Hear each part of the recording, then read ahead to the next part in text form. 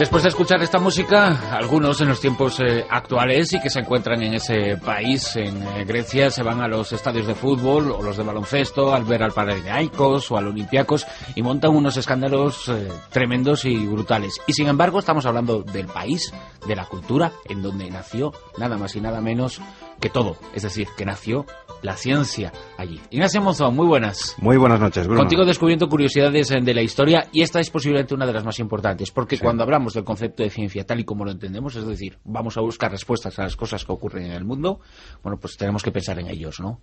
Quizás estaría bien que se acordaran esos que van a ver esos partidos de baloncesto y de fútbol en los estadios griegos que montan, que afortunadamente son la excepción, ¿no? Pero como ya decía un autor griego, Grecia ya no es lo que era. ¿Verdad? ¿No?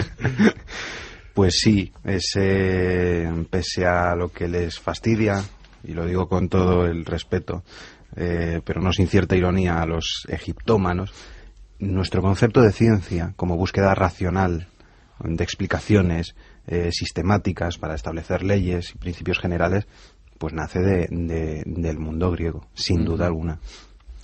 Por ejemplo, podemos citar algunos personajes que nos vienen a la mente. Tales de Mileto. Pues Tales de Mileto para algunos es conocido, por lo menos es el primer nombre que tenemos de un gran científico, es decir, de un filósofo. Estaban muy unidos, ¿verdad? Ahora que dices esto, filosofía y ciencia caminaban de la mano totalmente, que se ha perdido un poquito en los tiempos actuales, pero los griegos pues no veían una distinción entre ambas cosas, o sí la veían, pero veían que una era complementaria de la otra.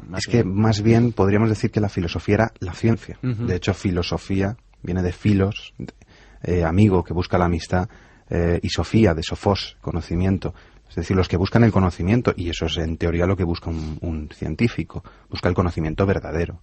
Es decir, la explicación mítica, que con eso han funcionado prácticamente todas las culturas del mundo, esas culturas que llamamos mítico-poéticas, como la egipcia, por ejemplo, pues a los griegos llegó un momento en el que no les bastó, y buscaron la explicación racional.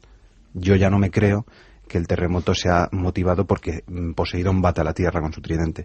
Busca una explicación más racional, descomponiendo todos los elementos de la creación en elementos algo así como cuantificables, que esa es la gran diferencia. Y ahí tenemos a Tales. Tales de Mileto, que por ejemplo descubrió, entre otras cosas, a qué se debían los eclipses, que no era cuestión de la divinidad ni que a ningún dios se le ocurriera poner algo delante de nosotros para oscurecernos, sino que encontró que existía una causa astronómica para ello.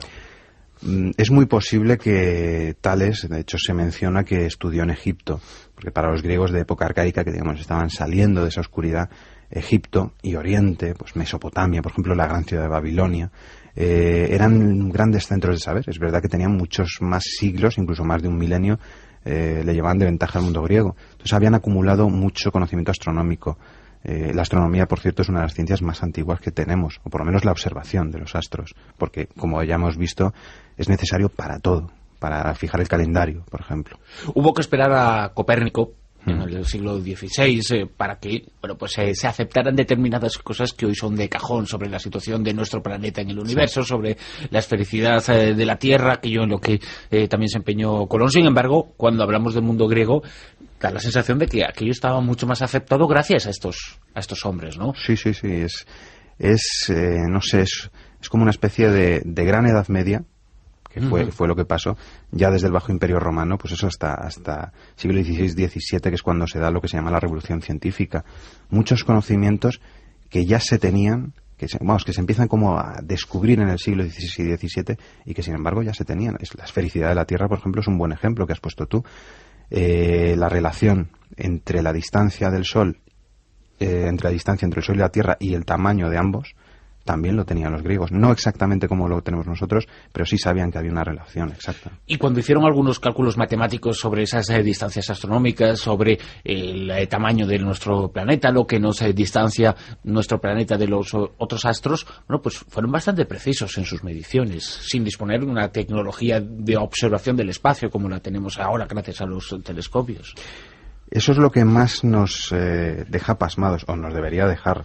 Eratóstenes de Cirene, ya en el siglo III a.C., midió la Tierra. Lo que pasa es que ellos es verdad que la medían en estadios, que ese es el problema. Entonces no sabemos qué estadio coge, si es el de Olimpia, el de Nemea. pero si coge uno de los estadios, no recuerdo cuál se suele usar, el de Nemea me parece, no estoy seguro, la circunferencia que él da de la Tierra podría ser prácticamente exacta, por un error, no sé si son de 30 kilómetros. Y la distancia de la posición de la Luna, la posición del Sol, también son prácticamente exactas. Y algunos números, algunas constantes matemáticas, como el número pi. La verdad es que todo esto que nos dices, popularmente pensamos, los egipcios lo sabían y lo hacían perfectamente. Desmitifica un poquito esto, ¿no?, la civilización del Nilo en este sentido. Sí, porque es verdad, como digo, que los egipcios habían acumulado una gran cantidad de conocimientos, pero no tenían praxis. No tenían, por lo menos hasta lo que nosotros sabemos, no tenían método.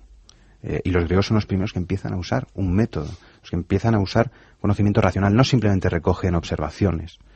No son como Madame Curie, que dice, pues he encontrado una placa, ¿no?, impresa y descubre la radiactividad. No, son como Madame Curie cuando empieza, o el matrimonio Curie, cuando empieza a experimentar y a buscar la explicación racional de por qué ese fenómeno ha pasado.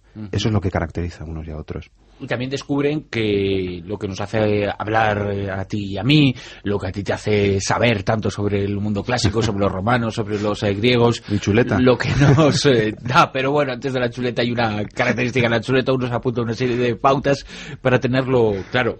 Tú has utilizado para eso el cerebro. Exacto. Y ellos ya identifican el cerebro como el cerebro, nuestra inteligencia, como algo que está precisamente ahí, dentro de nuestro cráneo, y que no hay que buscarlo en ningún otro lugar, ni interpretar la existencia de iluminación divina para ello, ¿no?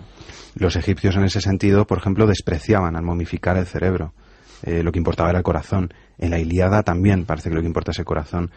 Pero como tú bien dices, tenemos en la figura, que la conocemos perfectamente, que es Herófilo, de Calcedonia, entre los siglos IV, III antes de Cristo, está a caballo entre esos dos siglos, que aparte de descubrir cosas como el pulso patológico, o sea, unos adelantos de varios miles de años, desarrolla la idea de que la sede de la psique, que psique es un concepto griego que se traduce como aliento vital, digamos lo que hace que podamos hablar o podamos movernos, está en el cerebro. De hecho, llega a describirlo. O sea, lo opera, hace vivisecciones, hace disecciones y llega a describir el cerebro. Hiparco es otro de esos genios de la astronomía, y con él acabamos, porque sabéis que a su escuela o a su entorno se asocia esa fantástica máquina ya de hace poco más de un siglo, la máquina antiquitera, que es toda una máquina que servía para hacer unos cálculos matemáticos y astronómicos verdaderamente sorprendentes para la época. Todo apunta a que en el entorno de Hiparco pudo surgir el conocimiento para ello, porque ciertamente fue el primero que hizo un planisferio. Sí. Un planisferio, por lo menos un catálogo de lo que veíamos en el cielo, ¿no?, de las estrellas. Que por algunos fue un acto de impiedad, porque las estrellas podían ser consideradas divinidades. Sin embargo, él es verdad que hace el primer catálogo de unas 1080 estrellas, que además llega a clasificar según su magnitud, algo que seguimos utilizando hoy en día, cosa que también nos plantea muchas dudas de cómo era capaz de verlo a simple vista, tenía que tener algún objeto. Seguramente hemos podido perder parte de su tecnología, ¿no? Sí, el mismo Leonardo da Vinci parece que ya tenía una máquina calculadora. Estamos hablando de final del siglo XV, principio del siglo XVI. Como yo suelo decir siempre, la historia no es como nos la han contado y nos aguardan muchísimas sorpresas. Es que para eso están los historiadores, ¿no? Para ir rellenando las piezas y los huecos que faltan en nuestro conocimiento.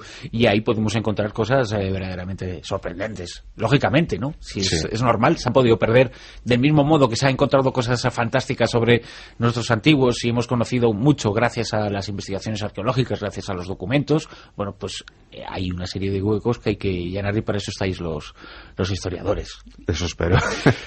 Ignacio Mozo, muchísimas gracias. Gracias a ti, Bruno, gracias.